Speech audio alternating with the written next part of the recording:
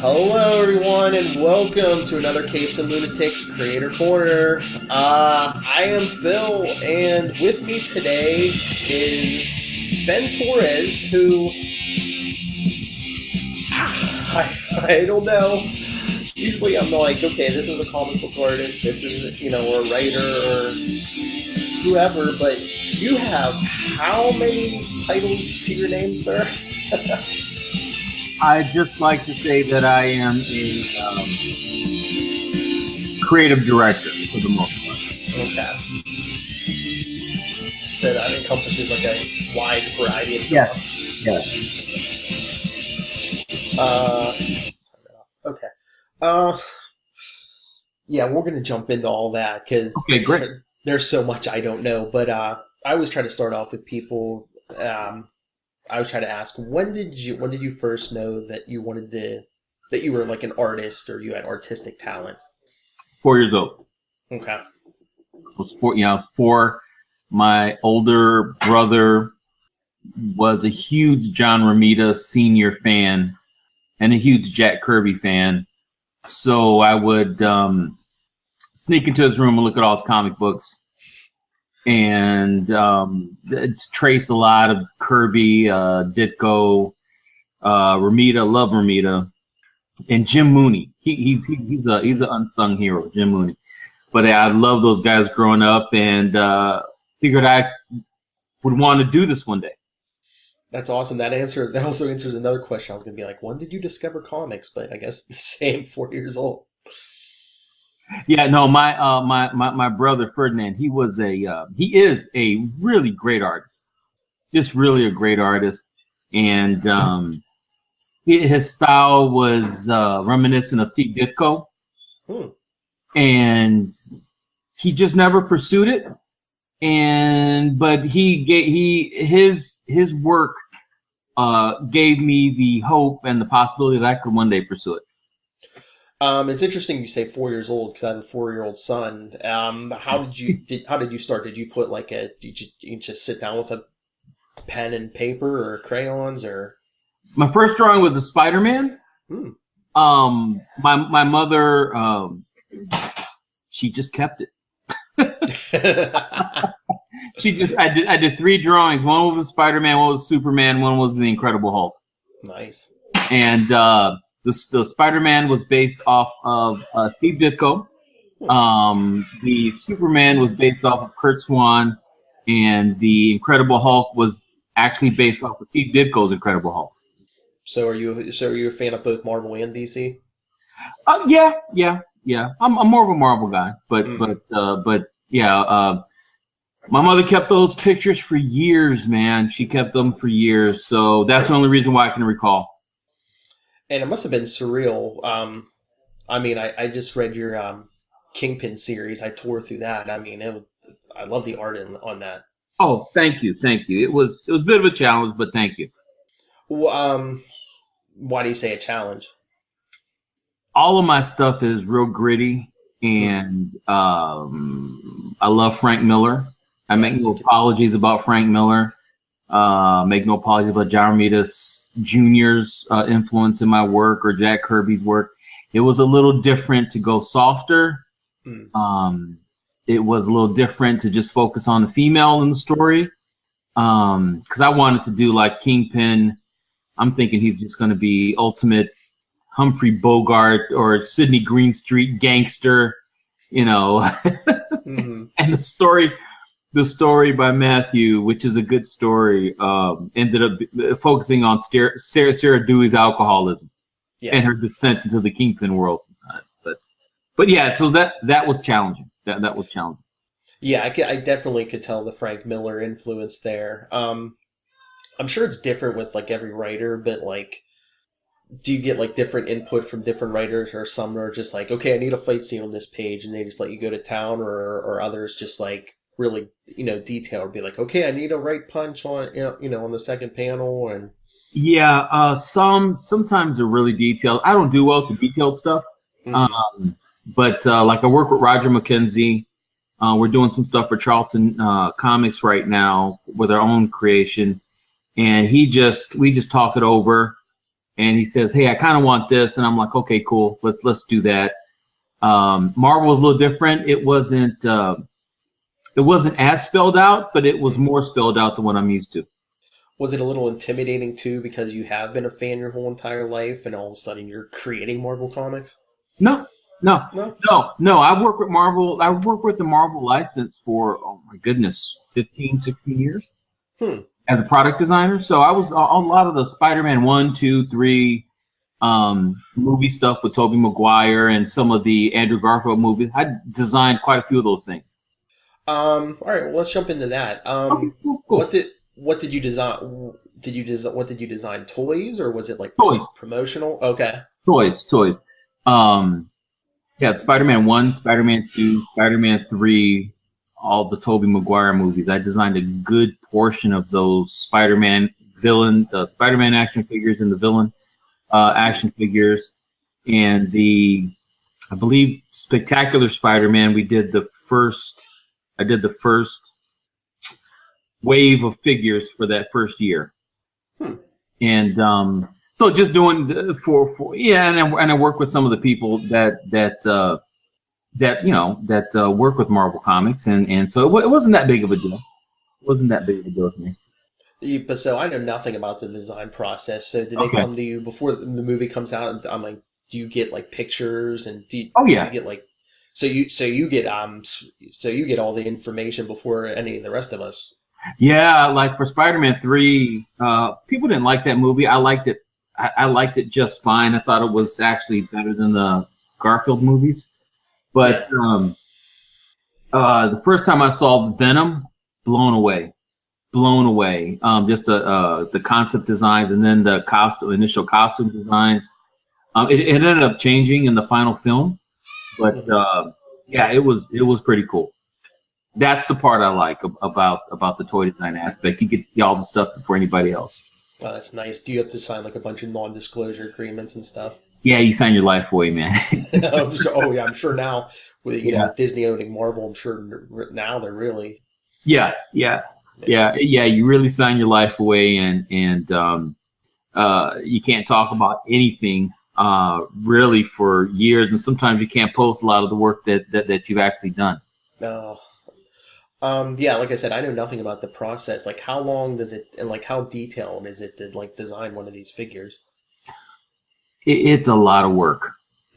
It is a lot of work because when you're doing toy design, just for the designing the action figure itself, back in the day, I started in 1994. Back in the day, we, you had no engineering, you had no drafting, you had to know how things work mechanically and from a manufacturing standpoint. So all of that goes into your design work, and there are certain things you can do, certain things you can't do. It's a lot of work, and you're working hand in hand with your engineer the whole time. So is it like a lot of math because everything has to be exact, scale and? Yes, yeah, it is. So you're using calipers. Back in the day, you used calipers, and now it's eased up a little bit. I think they're doing virtual sculpts and so on and so forth. But those things still have to be drafted out. Those things still have to be designed and engineered and whatnot. But it's a little bit easier now. But back in the day, it was a ton of work. So the technology's made your job a lot easier. Oh yeah, or somewhat easier. Yeah, it really has. Back then, they would sculpt it in dental wax. So you would give the sculptor, it's called the sculpt input drawing, where you see the front, side, back of a figure. And you would then hand it over to the sculptors. They then would sculpt it in dental wax. And that in and of itself was a big process because you had to work closely with the sculptor on that as well. And it says you started with the Hasbro toy group. So these are all the toys you worked on? Star Wars, G.I. Joe, Batman? Some of them, yeah. Huh. Some of them. You basically created my childhood. Well, if you play with any of the Star Wars toys from the 90s, I did almost all the action figures. Oh yeah, I did some Star Wars, lots of G.I. Joe. G.I. Joe. Yep. Oh man. I know it's a lot of detailed work for the designing, but Do you just wake up every day and you're just like, oh, thank God I have my job. It's so much fun. So much Um, fun. that always kept it in perspective for me. But there are a lot of yeah, it's a brutally quick environment. Mm, It is fast, man. Because Hasbro, it was such a great experience because what like what fans don't get to see is the amount of talent that's in one building. mm. Just an incredible amount of talent, and the most difficult thing was to keep focus, was to stay focused because so many people have so many great ideas and you can't execute them all, and a lot of them aren't cost effective. But the biggest challenge was just focusing on getting one thing done. So do you bring ideas to them, or do they give you something and say, "Here, make this as realistic as possible"? Now it's a little different because the licensor has a little bit more input. But back then, nah, it was just yeah. Hey, this would be cool, and then you go do a concept drawing for it, and they then show it to the licensor. Like for Lucasfilm, we would show them concept work, and Lucasfilm usually would be pretty easy to work with in those stages. And they would give you the thumbs up, thumbs down, and you just go for it. So did you have all the inside info on like the current which Star Wars movies were you working or creating for? Oh man, let me see. We did the classic line in '94. I don't know if you remember. It's been a long while, but we did some buffed up Star Wars figures. Okay. And I believe, if I remember correctly, that was not our choice. That was a licensor's choice to go that route, and then the collector spoke out. So then we began to make them look more normal in proportions. And yeah, I forgot what the question is just that quickly because I just got caught up in the details of what we used to do. What was the question again? I'm sorry. Like which Star Wars movies did you work on? Oh, okay. I worked on the classic Star Wars line. I worked on the prequels. Okay. I worked on the prequels, and believe it or not, we actually did a lot of cool stuff. I don't know if it was featured in the movie well enough. But we did some pretty cool stuff. And a lot of it was extended over into some subsidiary lines. But yeah, did the first three did the prequels, and I worked on what ended up being the CGI enhanced versions of Star Wars, where I think Han Solo steps on Jabba's tail. I don't know if you remember that. They had, I think it was like an anniversary issue, and they added all this extra CGI to the movie. Oh, yeah. Yeah, it was that. So I worked on those. So how much detail did they give you? Did they say, okay, this character, these are the main characters, these are secondary, so, or they just say, here's a character list, tell us what you can do. Man, the direction we got from our VP was very much like, let's come up with some cool looking Jedis. Okay. Let's come up with some cool looking environments. So could you come up with stuff that wasn't even in the movie per se? Yeah. Oh, cool. Yeah. So some of the a lot of the ideas. Well, let me put it like this: some of the ideas made it into the movies. A lot of the ideas made it into product. So you could go to a Comic-Con, see somebody dressed up, and be like, "Hey, I created that character." Yeah, pretty much. My last comic book convention I did was in August. Yeah, they had all that classic stuff on display. I designed 95% of it. All right, I don't know if you want to answer this question, but go ahead. I don't know. What do you find? What do you enjoy more, comic book work or the design side? That's a tough one. So each know what they're good and bad. Okay, the positives. I'll answer it like this: the positives of the comic book work is you're telling a narrative. Mm-hmm. You're telling a story, and you're able to communicate those moments on a page. and you're able to elicit an emotional response from the reader. If you do it even kind of sort of well, you're able to elicit a response, whether they may love it or hate it, but it's still a response, right? Mm-hmm. I like that portion, but doing a comic book page is 8 to 10 hours a day, sometimes 12.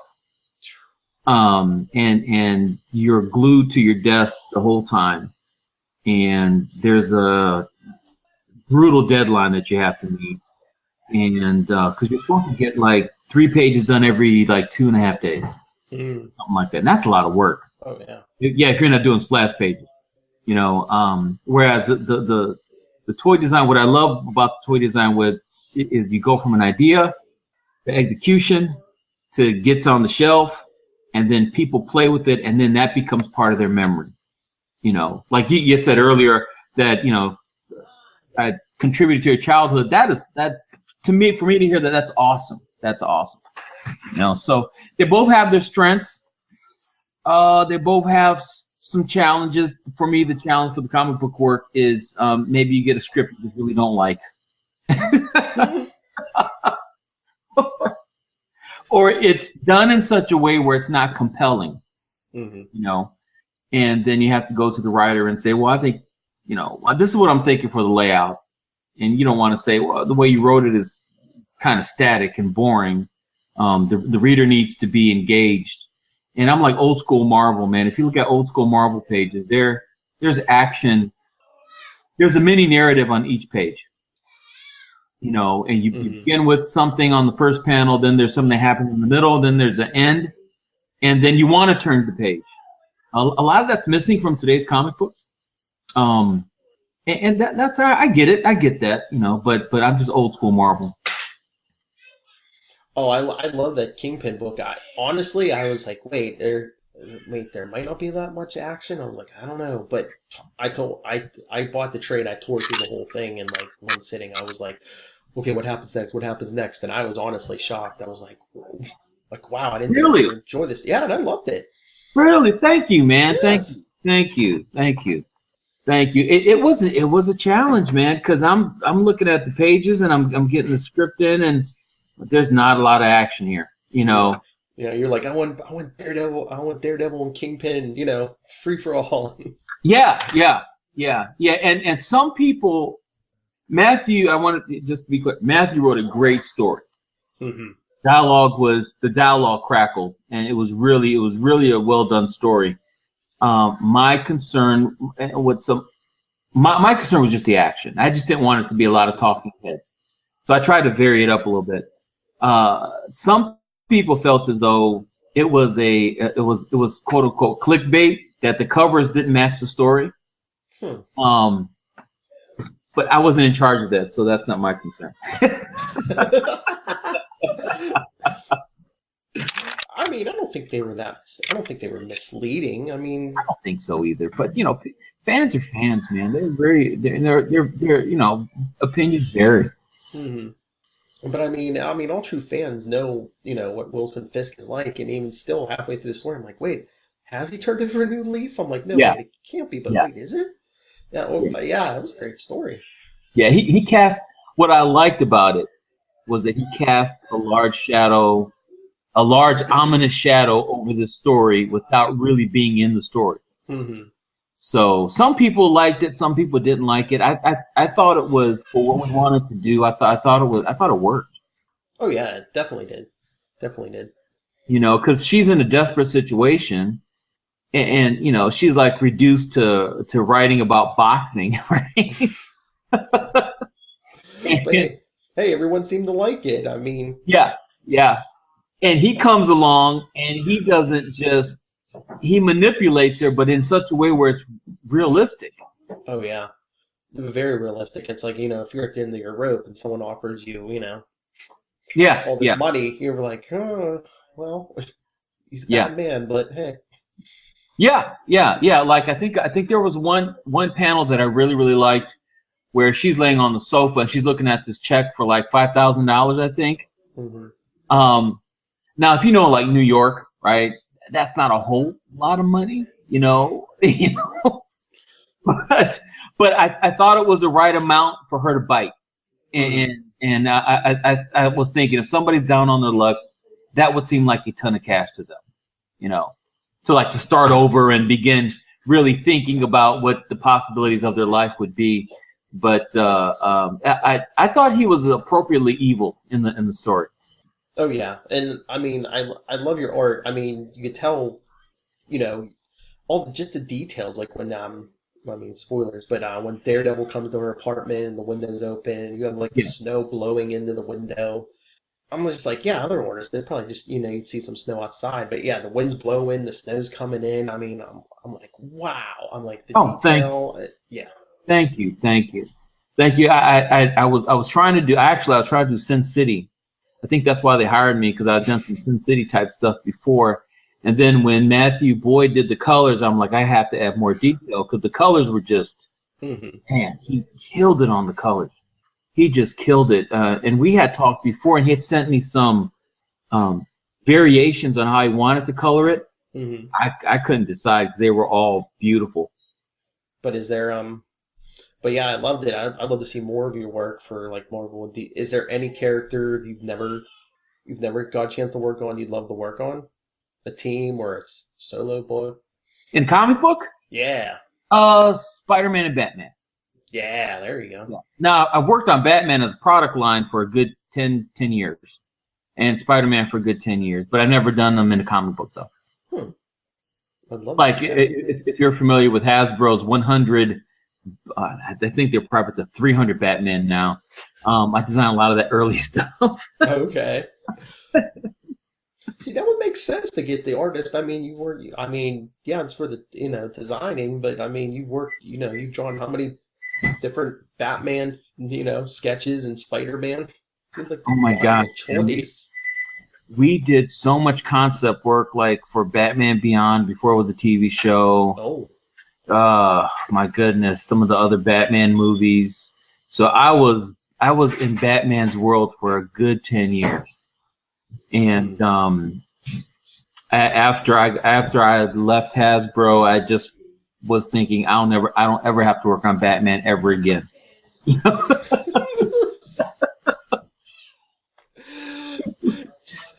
Just the burnout factor. It's like Batman. Well, it's geared toward kids. Batman, the ones that we did was geared toward kids, especially Batman animated. And it's like Batman's running around in a neon green suit. It's like, come on, Oh, jeez. But yeah, we worked with Warner Brothers on a lot of cool concepts for Batman that ended up finding their way into Batman Beyond and some of the other.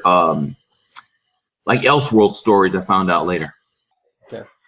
And like, what would you say like the typical time frame is from when they first approach you with this to when it hits the shelves?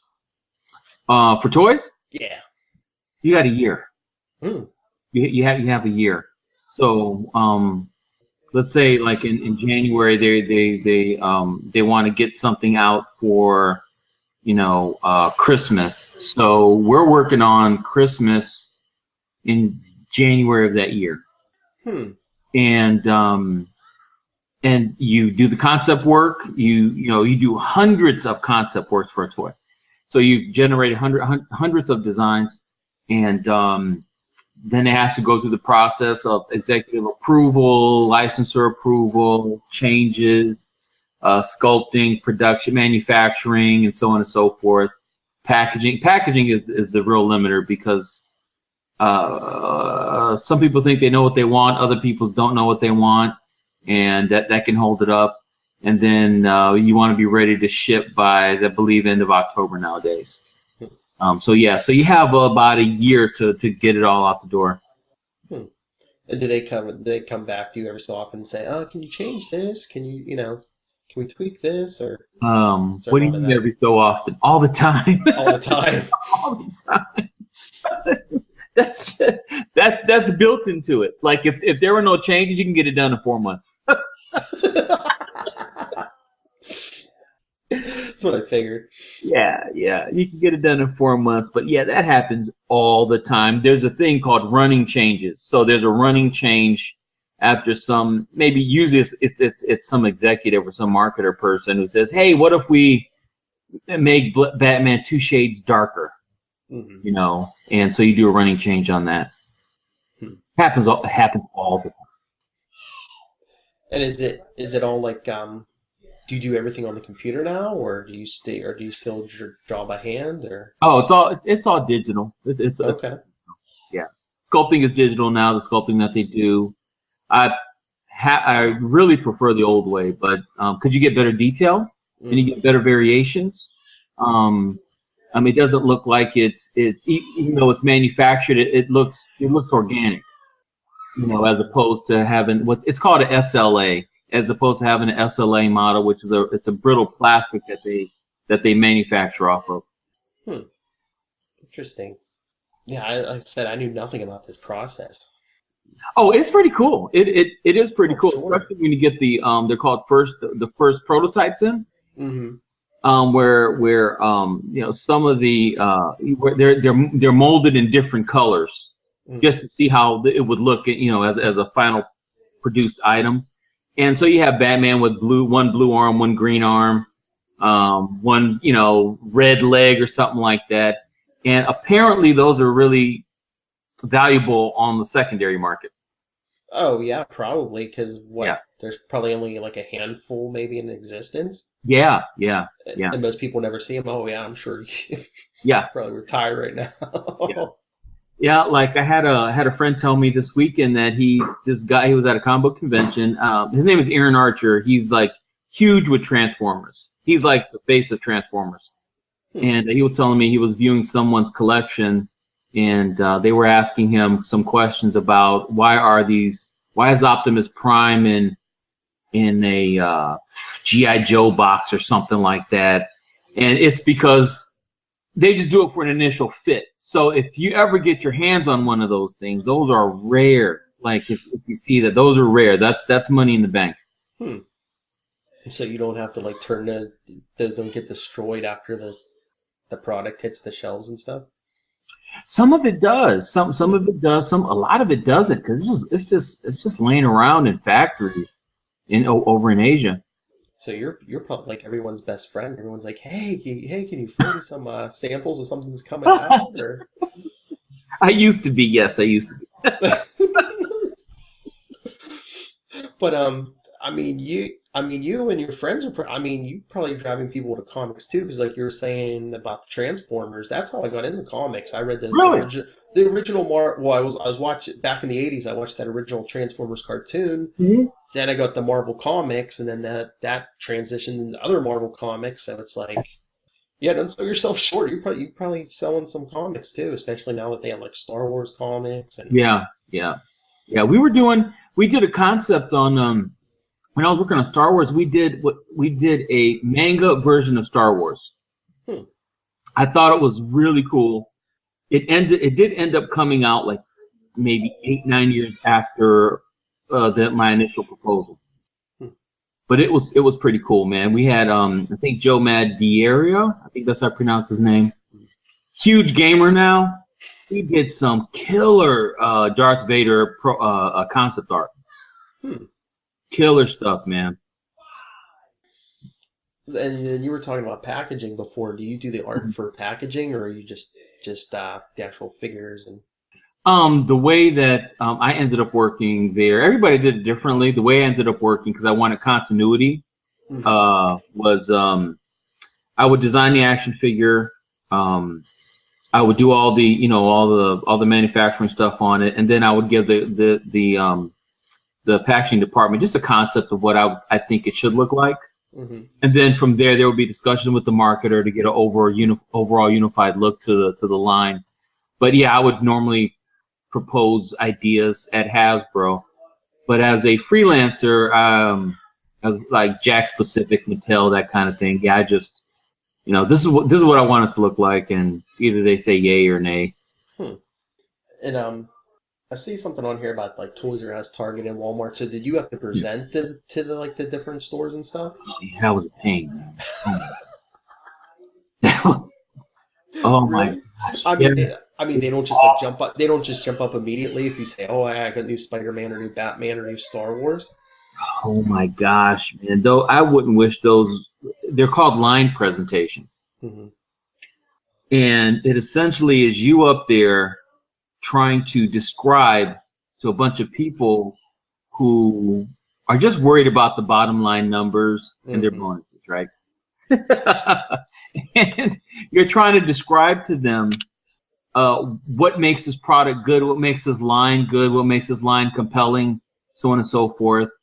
And they're just really disinterested. And all they want to know is about, pack outs, like how many Boba Fett's are we going to get in this pack out? Are we going to get 5 or 1? We're going to short it so that it drives up collectability. And, those discussions are had. And it's like you present and you just pat it on the head. And then you're told to just, okay, next, please. So I get it because they're looking at a bunch of product lines over a 3-day period and have to make snap decisions. But yeah, those are brutal, man. Well, yeah, it probably doesn't make your job any easier because it seems like they don't want to keep as much like on site anymore. They want, with the Yep. internet and everything, they want to, Yep. Yep. Yeah. But thank goodness I haven't done a line presentation in about 10 years. got seniority now.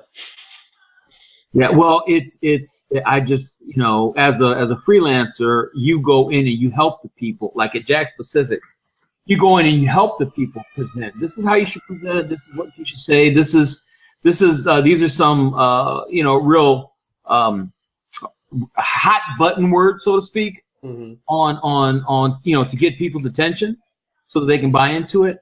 You help them do that, and you're just hands off. So I'm thankful for that I don't have to do that anymore.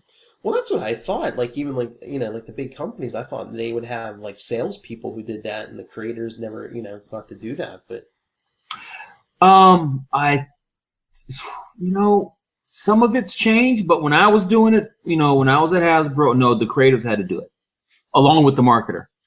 So the marketer would speak to the numbers, and then the creative would speak to the conceptual portion of it.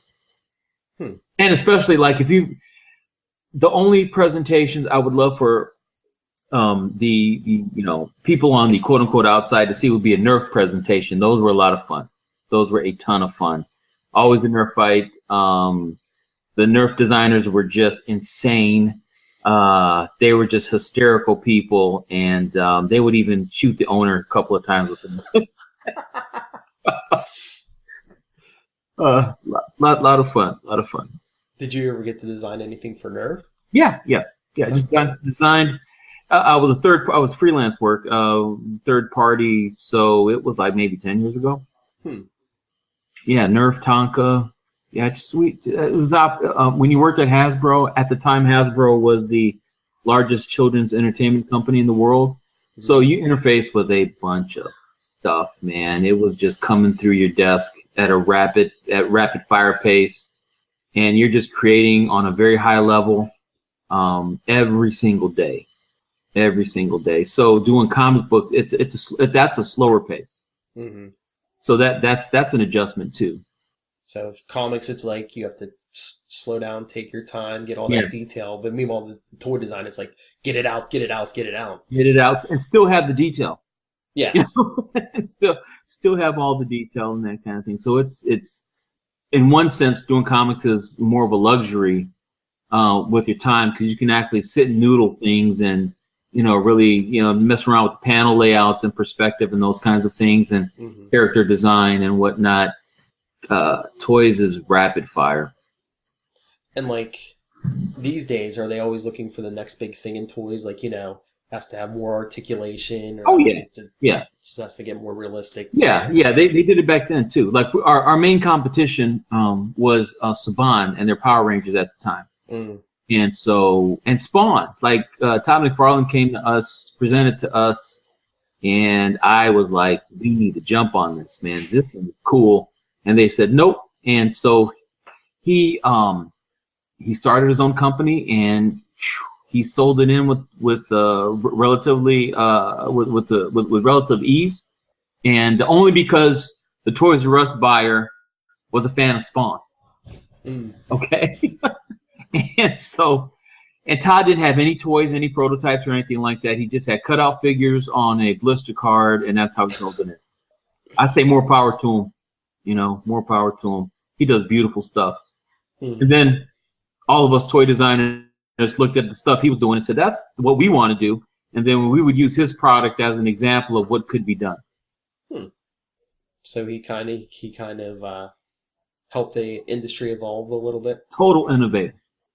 Total innovator. A lot of the innovation on Star Wars that we did, literally just looked at Todd's toys and what he did, some unconventional manufacturing, and we just took it to I took it to my engineer and like, let's do this. And they made it work. So is that part of the business too? You have to keep your eye on everybody else's stuff and be like, hey, what are they doing over there? Oh yeah. Be aware of trends and new things coming out. Like when they brought Pokemon onto my team, I thought it was the stupidest thing I had ever seen in my life. And they're like, you're going to present this. I'm like, I don't understand this at all. And one of the few instances that I was wrong. So we presented it, and I think we did $500 million that year. I was going to say they're laughing all the way to the bank. Oh yeah. And it was the foresight of one senior designer. Went over there, saw it. I believe it was dead by the mid '90s. It was kind of dead overseas, and brought it and thought it was cool because he liked the cute little animals. And pretty much everybody on my team hated it, and we were wrong. I'll try not to keep you too much longer, but it's cool, man. Is there anything you're working? Can you tell us? Is there anything you're working on now, or is it all top secret always? No. Working on Charlton Arrow with Roger McKenzie. Roger McKenzie's the writer of Daredevil, classic writer of Daredevil. Work with Frank Miller. Him and I are doing a series called Death Watch. It's essentially he's a harbinger of doom.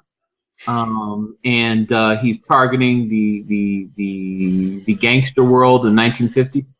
And so we're working on that right now. I'm pretty excited about that because we have some freedom to do what I want to do on it. And then we're doing it's called Yang, The New Adventures of Yang. It's an old Charlton character. And then we're working on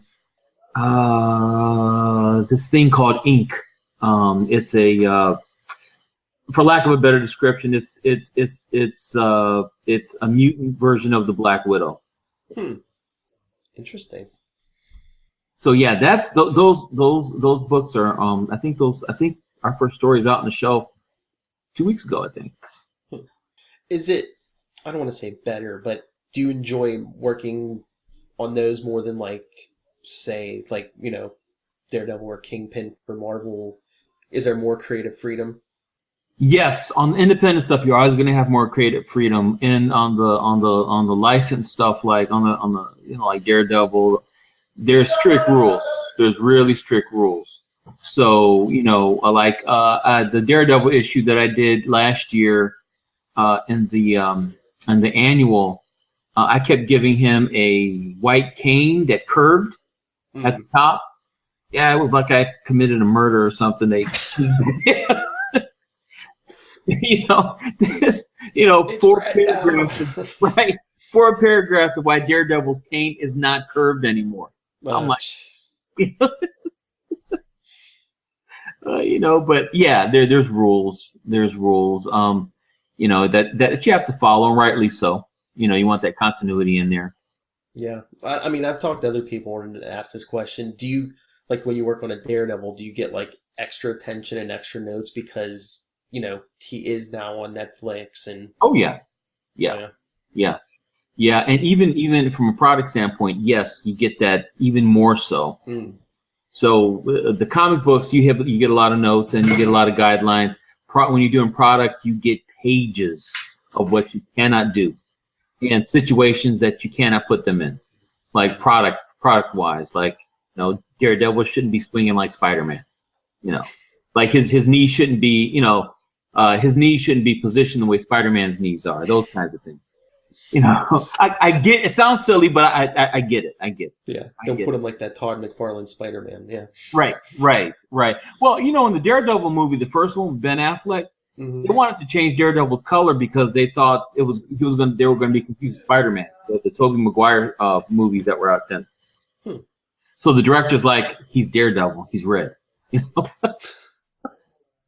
Oh, jeez. Sometimes executives are there. Sometimes you got to handhold them through some things. The suits. Yeah. But But yeah. So yeah. are you working on any toy designs right now, or is that top secret? No, I'm not working on any toys right No. now. I'm not working on any toys. The last toy I did was Iron Man. Ooh. I designed a lot of the Iron Man 3 stuff. Hmm. And no, wait a minute. I designed some Avengers stuff too. Nice. Yeah, but that's just like execution. It's just like here's Ultron, just do it. Okay. But nothing like I would love to do something for Mattel for their DC line. I Hmm. would love to do because I think they need help in that area. Oh yeah. Yeah. But do you ever do stuff like for an Avengers movie or Iron Man, and they give you like the stuff you need ahead of time, and you're like, wait a minute, I think I know a spoiler that no one knows All the for this time. movie. Oh really? Yes, a lot of the time. That's why you have to sign your life away because I remember working on Iron Man 2 for just the product alone, and they had the what was his name? Was it Whiplash? What Whiplash? Whiplash. It was so cool. It was I can't think of the concept artist's name right now, but he does phenomenal work. And I was given some images that just blew me away. The guy just did some great work, and yeah, you're sworn to secrecy. I bet. Uh, Like, heck, Captain America: The First Avenger. We did hundreds of. When I say we, I'm talking about me and my colleague. His name is Chris Woods. We did hundreds of designs for Captain America: The First Avenger. And I believe, and when you do that kind of stuff, essentially what they do, they say, "Hey, look, these are some initial designs that we have," and then usually they pass all the stuff off to the actual art department. And from my past experiences, the art department kind of picks through those things, decides what they liked, and it looks like they liked a few things that they put in the movie. I'm not sure, but my hunch is that that's what happened. But yeah, so you get to see cool stuff. Keep saying I'm gonna let you go, but no, for like movie merchandise, is that like a year lead time also on that, or is that It different? depends on what it is. Like for cups and stuff like that, like real easy stuff like that, about 6 months. Okay. Sometimes they put a rush on it 4 months. It just depends. But for toys and for heavier, stuff that requires attention to detail, yeah, you're usually looking at about a year. Like even the Halloween stuff, like that takes a while. Oh, do you design like Halloween costumes also? Yeah. Oh, cool. Yeah. You as a designer, you have your hands in on a lot of things, man.